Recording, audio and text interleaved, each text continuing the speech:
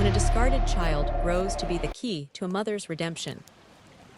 This story brings to life a powerful journey of love, loss, and the unbreakable ties of motherhood that will leave you connected and breathless. For 2 decades, a man and his wife Bintu resided in a tranquil dwelling beside the river in the modest settlement of Faju, though their union spanned numerous years. Their home remained hushed like a tomb, no offspring, no joyous sounds, no infant's wail echoed within. Merely the persistent murmur of the river at their rear each dawn, as the sun was a nascent glow in the firmament. Bintu would amble towards the waters, and she would then kneel tenderly caress her abdomen, and murmur, "O spirits of this earth, grant me a single child before my demise." She uttered this plea like a refrain unchanging day after day through downpour or brilliance chill, or heat. Her tone was gentle, yet laden with anguish. He would take his place behind her silent, his own supplications, long abandoned. He would simply gaze upon her exhaling like an exhausted breeze. Villagers began to murmur, some would whisper her womb is sealed, as if with a latch, others would suggest perhaps it's him, maybe. He devours his offspring in visions. But Bintu and her partner never articulated a response. They simply persisted in their endeavors. They journeyed from one medical facility to another. Physicians examined all their heads, shaking in disbelief. From a medical standpoint, no ailment is present, they consistently declared. Then, they commenced visiting spiritual sanctuaries. Seers would anoint Bintu's abdomen with oil, press her forehead, and exclaim, "Power. Accept your offspring now." Until Bintu collapsed to the ground limp as a withered banana frond, yet nothing transpired, only headaches and fainting spells. Next they sought a traditional healer. The man's facial hair resembled a lengthy floor brush, and his voice reverberated like distant thunder. He provided them with pungent botanicals. He asserted this concoction opened a uterus more parched than a desert fruit. Consume it. Bintu partook. He also drank. Their mouths contorted like shriveled leaves. They believed him. But after a month, Bintu's abdomen remained as unyielding as river rock, still no child. Then they were advised to perform ablutions in the river at the midnight hour. They bore gourds, intoned peculiar incantations, even ambulated in reverse. The moon simply observed them and remained silent. People instructed them to plant an offering. He sold his sole motorized conveyance, utilized for transporting timber to the marketplace. Divine powers will observe our offering, he informed his spouse. Bintu undertook absolute abstinence from sustenance. No food, no water. 14 days. Her lips chapped, her hands trembled.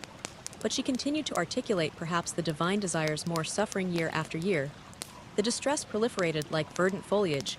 During the monsoon, one day in their 15th year of matrimony, they encountered a divine emissary. His garment trailed. He looked at Bintu and stated, "The only way you can bear an infant is if you engage in intimacy with me. It is a sacred pact." Bintu's eyes widened.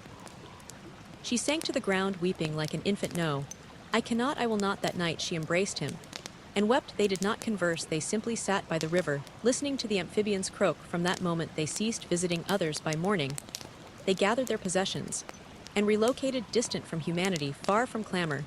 They constructed a modest dwelling beside the river. No more medical facilities, no more seers, no more exclamations, solely quietude, simply anticipation.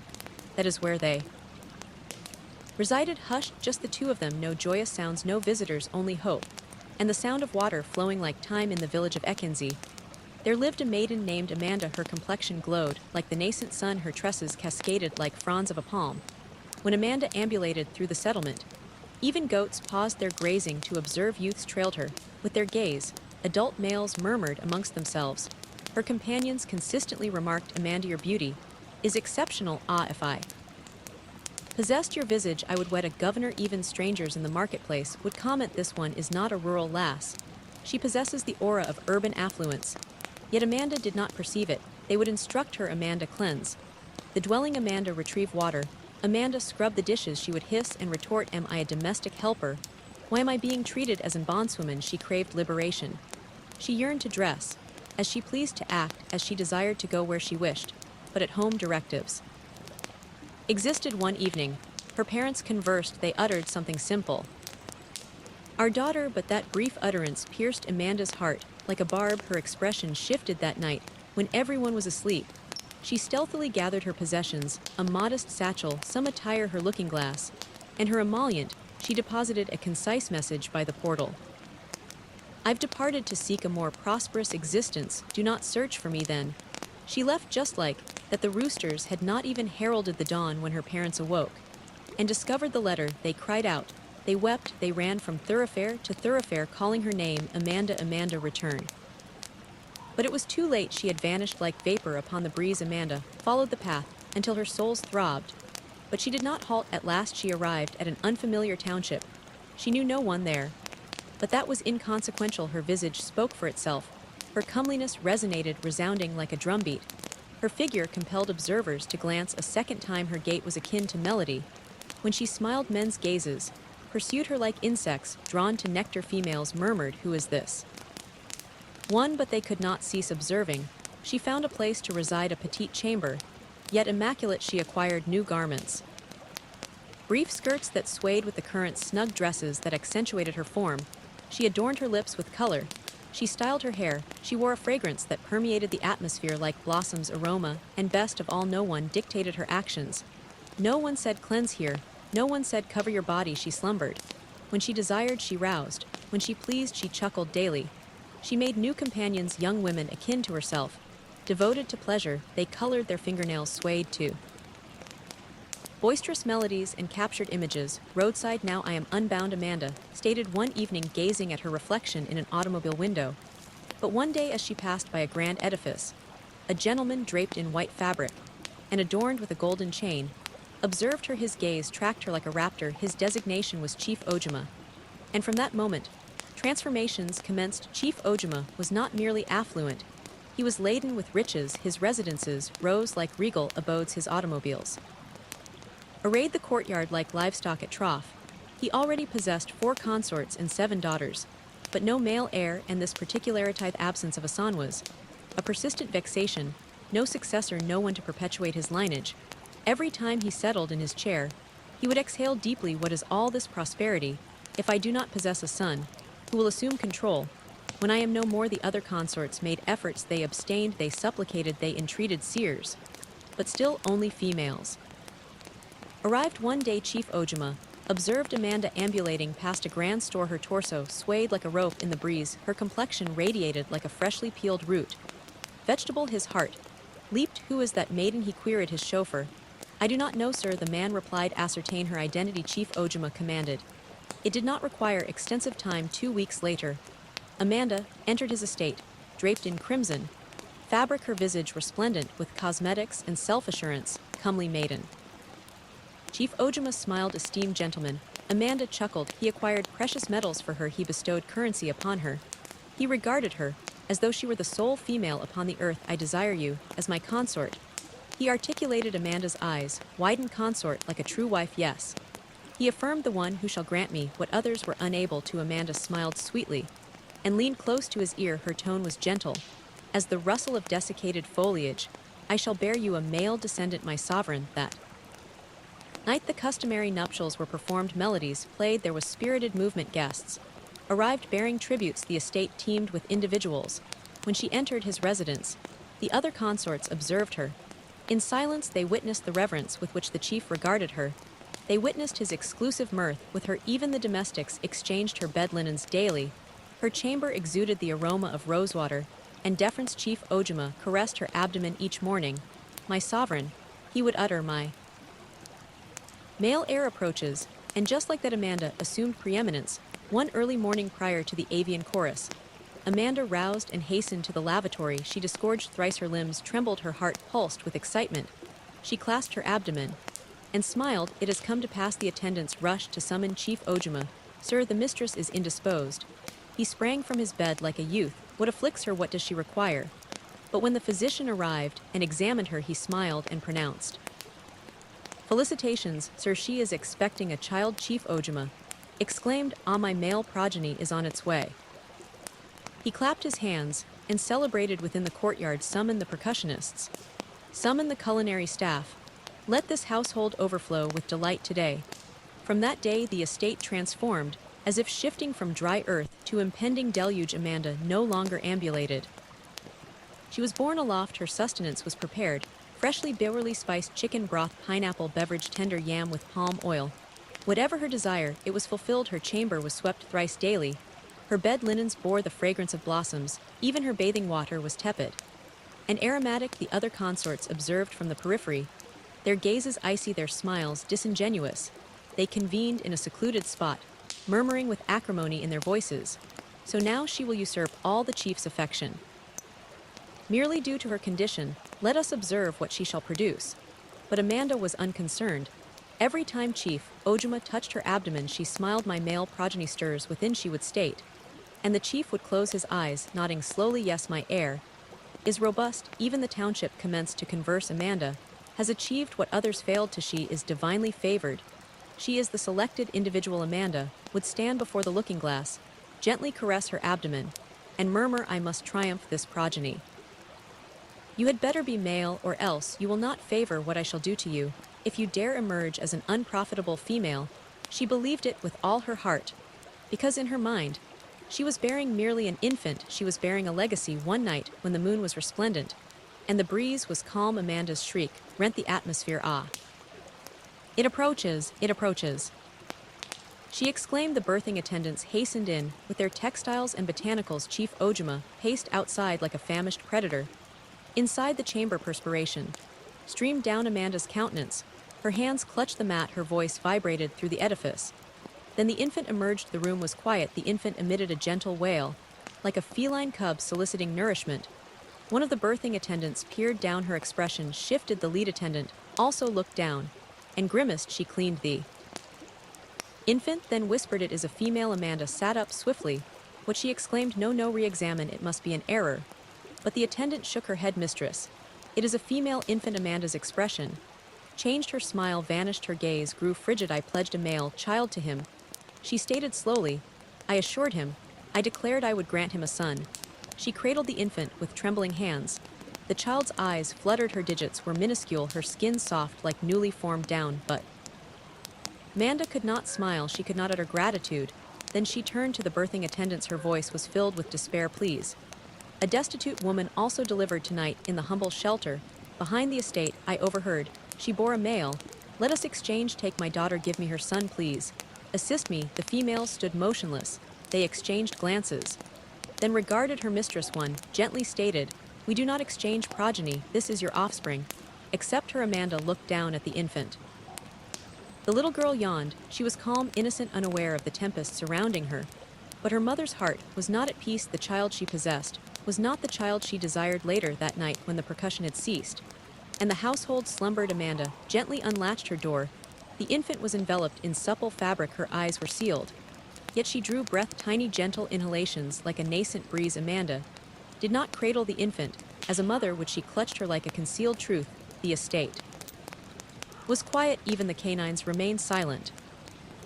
Only the croaking of amphibians in the thicket and the infant's faint whimpers were audible. The river bordering the residence was expansive and somber. It glided languidly, as if in contemplation. Amanda positioned herself at the brink. Her feet made contact with the chilled silt. The infant commenced to whimper, not boisterously, merely faint cries. As if sensing something amiss, then Amanda stated, I cannot nurture a female. A girl is of no utility. She bestows not, but dishonor. I pledged a male, a regal successor. Not this. She elevated her arms, and with a sudden splash, she cast the infant forth. The infant struck the water. The river embraced it. It did not roar, it did not resist, it simply bore the child onward. The fabric drifted momentarily. Then it dissolved into the murky depths. Amanda cleansed her hands upon her garment. Her countenance revealed nothing, no tears, no apprehension, merely frigid stillness. She retreated deliberately like one returning from the marketplace, but her mind was not serene. What articulation shall I offer? What if he scrutinizes the remains? What if inquiries arise? She dried her tears, adjusted her wrapper, and bit her lips until their color returned. She stopped near the culinary portal and selected a tattered piece of fabric. She immersed it in water, rubbed it upon her chest, and smeared a small amount on her upper legs. Then she entered the chamber. Chief Ojima was upright. His eyes were heavy with slumber, yet filled with anticipation. My sovereign, is it a male? He inquired, his voice quivering like an aged percussion instrument. Amanda paused. She touched her abdomen like it still bore something. Then she emitted a small, fragmented sob. She shielded her face with her hands and perched on the bed's edge. It was a male, she murmured, her voice fractured. She sniffled. A solitary tear descended. Chief Ojima's heart leaped. A male. Then where is he? What transpired? Amanda turned her head away. She shook gently like a withered plant in an arid breeze. He expired, she stated. Immediately upon his emergence, he barely cried, he simply fell silent. She shielded her face again, and now wept audibly deceptive tears, yet sufficient in volume to appear genuine. Chief Ojuma's mouth parted widely. He clutched his chest, then her hand. He did not inquire. He did not verify. He believed his voice was low, broken. The deities bestow, and the deities reclaim. He pulled her into his arms and whispered, "We shall endeavor once more. You instilled hope in me, before you shall achieve it. Again, my sovereign, my sovereign." Amanda closed her eyes, reclining her head upon his chest. Yet within her heart serenity was absent, for deep within she knew she had not interred a son, she had interred her disgrace. But the deities had witnessed all, and the river was not slumbering. The river flowed languidly, that night placid, hushed, as if bearing a hidden truth. Inside the water the infant drifted, enveloped in fabric, her minuscule hands stirring her mouth, emitting faint whimpers like a lost feline cub. Wilderness, the river did not let her sink, no, it bore her tenderly like a parent, conveying a slumbering child upon their back. She glided past towering trees, she traversed silent farmlands, she passed quiescent dwellings. The constellations observed her, the breeze accompanied her, the river persistently murmured, "Proceed, proceed, proceed." Then, just prior to the rooster's initial crow, the river attained Faju village. Binta and her partner were outside their humble abode. They found no rest, the night was excessively still. Then Akrithi froze. "Did you perceive that?" he inquired. Binta rose swiftly. "That's an infant." They rushed towards the river's edge, unshod, their hearts pounding like percussion. There, adjacent to the bank, entangled between two branches, lay the infant, chilly, damp, and wailing. Bintu gasped, "A child." She gathered her, clutching her clothes to her breast. The infant ceased her cries. She blinked languidly, as if comprehending her security. Tears streamed down Binta's countenance. "The divine has answered me. After all these years, the divine has answered me." He knelt beside them, his hands quivered as he made contact with the infant's cheek. "She is exquisite," he murmured. They conveyed her home, enfolded her in warm fabric, boiled liquid, and provided her with sustenance. As dawn broke, Binta gazed at him and declared, "We shall name her Asanachi, the child for whom we yearned." And from that day, Asanachi became their cherished daughter. The river had claimed her once, yet now she was embraced by affection. Eons elapsed like water meandering calmly in a tranquil current. Asanachi matured rapidly, becoming tall, intelligent, and radiating inner brilliance. Her laughter was melodious, her smile gentle as the dawn's moisture upon verdant blades. Binta and her partner reared her with profound affection, genuine devotion, the sort that envelops one like a comforting garment on a chilly evening. She retrieved water, she cleansed the grounds, she assisted in the culinary space. She never voiced discontent. Gratitude, mother. She consistently articulated affirmative. Father, she always replied. She offered prayers each morning before sunrise. She would kneel beside the kindling and murmur, "Divine being, utilize me to aid humanity." The inhabitants adored her at the medical facility. She aided the healthcare providers. She purified injuries. She distributed sustenance. She serenaded distressed children. Ailing individuals smiled at her touch. They referred to her as Asanachi, the one whose hands bore compassion. The cultivated plants surrounding their home flourished more than others, perhaps it is her essence, the cultivators would opine. She brings tranquility wherever she treads. Children trailed her like fledglings, shadowing a maternal fowl. Elder women bestowed blessings upon her on the pathways. Youths admired her, yet maintained their remove. Her aura was like luminescence, exquisite yet hallowed. But Asanachi remained unaware of the river's tale. She did not comprehend her origins. She perceived herself as merely a girl from Faju, the sole child of Binta and her partner. She did not know that her very existence had once been discarded. But illumination cannot be perpetually concealed. One day, the truth would ascend like the solar orb in distant Ekenzi, where the sun once brightly illuminated grand estate. Circumstances began to alter within Chief Ojuma's residence. One early morning, the attendants rapped on his door. Chief.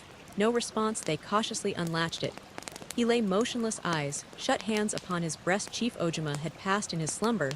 There was no lament, no outcry, solely quietude. His holdings were apportioned. His brethren arrived like ravenous felines, partitioning his residences, his agricultural tracts, his wealth.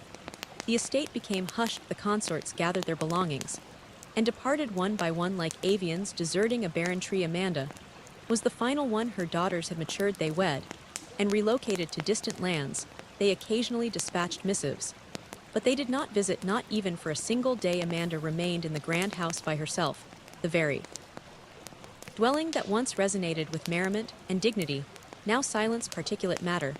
Coated the furnishings, arachnid webs swayed from the ceiling, the looking-glasses forfeited their luster. Then peculiar occurrences commenced. At night, when the moon was complete, she would perceive it an infant's wail. Yet no infant was present in the abode. She would awaken bathed in perspiration. Who is that? She would murmur no reply, only a repeated wail. Her complexion commenced to alter, darkened patches, dermal eruptions. Her digits blanched, her lips chapped. She consulted medical practitioners, one in the metropolis, one in the hamlet, one by the thoroughfare. All conveyed the identical sentiment: mistress, we do not comprehend this malady. She received inoculations.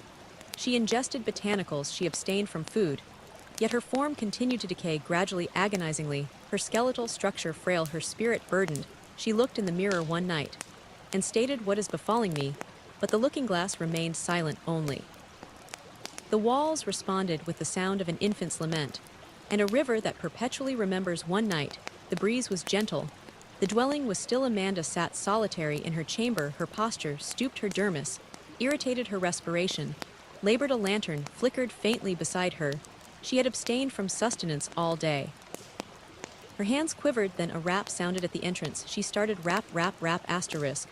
Who is there? She queried, her voice frail, like an aged percussion instrument. No reply. She cautiously unlatched the portal. There stood a female. Her garment was pale, her gaze keen as a razor's edge. Her feet bore no dust. Though the path was arid, she appeared as one who materialized from void. The woman spoke. Her voice was not boisterous, yet it permeated the atmosphere. You are perishing. Amanda's knees weakened. Who are you? What do you imply? She asked. The woman stepped forward. The river recalls. What you cast aside remains alive, and she is your sole salvation. Amanda's mouth parted, yet words refused to emerge. You have until the approaching new moon. The woman persisted. If she does not confer a benediction upon you, you shall expire. Then, abruptly, she turned and receded into the gloom. Amanda hastened forth to pursue her. Wait, please. Who are you? She cried. But not remain. No tread, no sound, no phantom, only the night, only the stillness, only the river murmuring faintly in the distance. Locate her before it is too late. The subsequent dawn, ere the roosters crowed, Amanda bound her head with an aged headscarf, selected a modest satchel, and exited the dwelling. Within the satchel rested the sole memento she retained from that night. The delicate charm bracelet the infant had worn upon her ankle, the one fastened with crimson thread and minuscule cowrie shells. Her visage was weary, her skin was arid, her physique was frail. Yet her heart pounded. I must locate her, she murmured. I must survive. She commenced her journey on foot. One settlement, then another, then a third. She rapped on portals. Pray tell, do you know a girl who emerged from the river? Do you recognize this charm bracelet? Some slammed their entrances, some pursued her as one would a lunatic. A man even cast water upon her, exclaiming, "Begone, sorceress!" She collapsed by the wayside once, then again, then a third time. Unfamiliar individuals offered her water. A benevolent woman provided her with bread. Yet her constitution was no longer robust. Her feet distended like root vegetables in a blaze. Her eyes reddened like glowing embers. Her breath grew shallow. Yet she persisted. She trekked through precipitation. She trekked through sunlight. She traversed wilderness trails and arid roots. Her footwear disintegrated. Her voice frayed. Each evening, she tallied the days. Pebbles 1, 2, 3. Then, with 6 days remaining, until the new moon, she reached the village of Faju. As she entered, the zephyr caressed her skin. The proximate river murmured gently. As if in expectation, she surveyed her surroundings slowly and murmured with trembling lips, "This locale feels familiar." But the river remained silent. It merely flowed, observing, anticipating. That afternoon, Faju was vibrant with clamor and merriment. The communal plaza teemed with life. Percussion resonated. Individuals moved rhythmically. Women uttered ululations. Children circled playfully. Streamers fluttered in the atmosphere. Spectators applauded and chanted, "Asanachi, Asanachi." She had gained admission to pursue medical studies in Lagos. The entire settlement swelled with pride. The maiden, they all cherished the luminary girl, the girl from the river. She stood centrally, smiling. Her hair was gathered in tidy plaits. Her white attire gleamed like the morning light. Her anklet shifted as she swayed, the modest charm bracelet affixed long ago with crimson thread and cowrie shells jingled faintly. Amanda had just entered the plaza, her form dusty, her garment tattered, her lips parched like fissured soil. She raised her gaze, and her eyes perceived the bracelet, her mouth gaped, her legs trembled, her chest pounded like percussion in a downpour. No, it cannot be, it cannot. Then her knees buckled. She plummeted forcefully, her hands struck the earth, her head bowed. Yet she persevered, she commenced to creep, bystanders turned, and gawked. Who is this female? From whence did she arrive? Is she deranged? But Amanda was unconcerned. She gestured towards Asanachi, her voice quavering like a breeze through ancient foliage. My child, my progeny, please. I am perishing. Asanachi ceased her movements. She rotated deliberately, her smile waned, her gaze connected with the woman upon the ground. And for the very first time, her heart experienced an emotion. She could not define the melodies, ceased, the drums fell quiet, even the avian creatures on the boughs hushed. Amanda, her wrapper saturated with particulate matter, her countenance streaked with tears, her hands trembling. As she extended them towards Asanachi, Asanachi remained motionless, her eyes dilated, her heart thrumming like distant thunder. Then, Amanda commenced to speak, her voice fractured like arid kindling. In a blaze I gave birth many years ago. I pledged him a son, her chest convulsed, the throng inclined closer. But it was a female, and I proceeded to the river, and cast her in. Collective gasps permeated the air. A woman shielded her mouth. A man retreated slowly. You are the one, Amanda murmured. You were that infant. The river did not extinguish you. It delivered you to another. You endured, you became a source of illumination. And she burst into tears. I am perishing, only your benediction can salvage me, please, please, before the advent of the new moon. I do not wish to expire. The communal plaza was hushed. As an acropolis, no one stirred behind Asanachi. Binta and her partner stood there, expressions yet resolute. A female rapidly advanced, attempting to shield Asanachi. Do not approach her, this woman is malevolent, she stated. But Binta slowly lifted her hand and nodded tenderly in the manner of a mother assenting. When a child must confront a matter only she can resolve. Asanachi gazed at the woman on the earth, and her eyes commenced to well with tears. The atmosphere was dense. Even the breeze was motionless. Asanachi advanced deliberately towards the prostrate woman, her eyes were moist, her hands trembled, her lips were pressed tightly. As if she restrained an impending tempest, she halted before Amanda, and in a voice gentle yet firm, she declared, you sought to extinguish me. Amanda lifted her head, her mouth quivering, her visage covered in dust and tears. But the divine protected me. Asanachi proceeded. The villagers observed, immobilized. No one uttered a sound. No one stirred. Amanda wept more loudly, like an infant beseeching sustenance. Please, just bestow your benediction upon me. I do not wish to perish. Asanachi slowly bent. She placed her hand upon Amanda's head, her fingers delicate, her eyes brimming. I absolve you, she stated, her voice fracturing like shattered crystal. Let the heavens bear witness. Let the earth attest. Then she rose, she gazed at the distant river, and murmured, but your tranquility emanates not solely from me. Go and inquire of the river if it has also granted you absolution. The breeze resumed, and as Amanda remained kneeling, her shoulders ceased their quivering, her respiration decelerated, her skin, once pallid and fading, began to warm, color returned to her cheeks, her hands ceased their trembling. She looked up at Asanachi with tears of serenity, yet Asanachi turned and departed. She had conferred her blessing, but not her emotional embrace. She did not smile, she did not glance back, for certain wounds can only be mended by the divine moral.